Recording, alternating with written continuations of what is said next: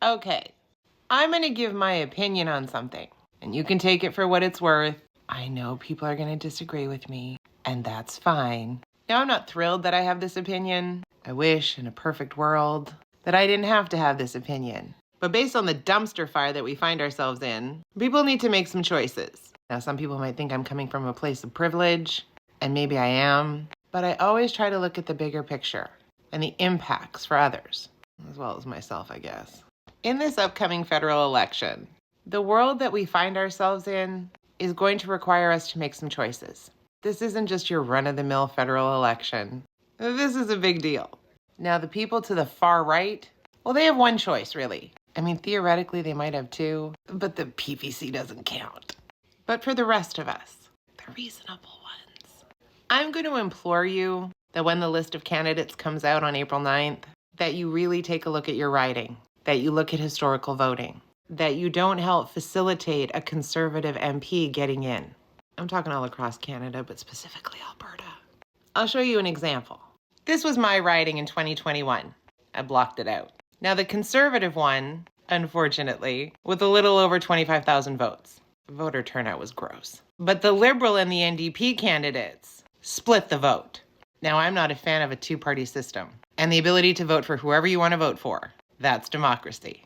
Now, would I have preferred to have had somebody win that may not have been my first choice, but wasn't a conservative? Yeah. Now, we can look at the polls all day long, but we know polls are a snapshot in time. Anything can happen on voting day. And so it's important for people not to just sit back. That whole voter apathy thing just never turns out well. Now, I'll be honest, I'm not thrilled with any of the parties. I think for some of the parties, we may be entering a time of change. And so would I vote for the party that I normally vote for? I don't know. Because right now, for me, the most important thing is to not have conservatives making decisions for me. And although I may not agree with every single policy or stance or claim being made by any of the parties, let's be real, I'm never going to agree with a conservative party. Based on the things happening in Canada and based on the things happening on the world stage, we need to make sure that conservatives are not going to be the ones making decisions for us. I mean, Pierre, you've got conservatives in the States putting classified information in a group chat. And don't forget Danny. Conservatives are dangerous.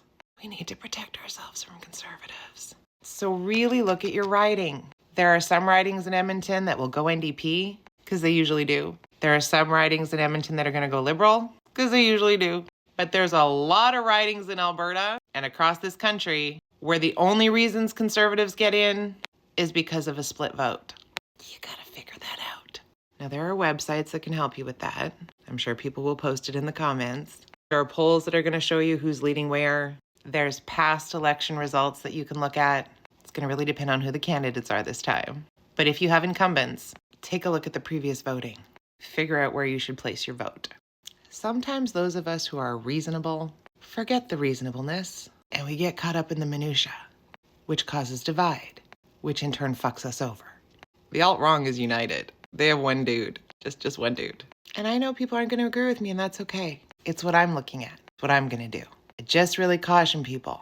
This is not a time for fucking up. There is more at stake than there has ever been for any of us that have voted.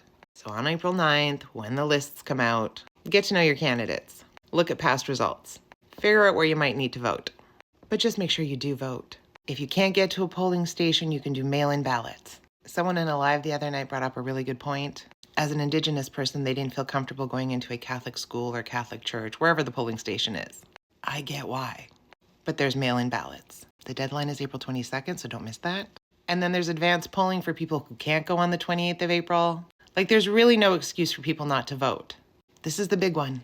I know we seem to say that a lot, but this is the biggest one of the big ones. And although no candidate or party is perfect, there are some candidates and a party that is a danger. And by voting against that party, you are actually looking at protecting a whole bunch of other people. It may not be ideal, but it's where we're at.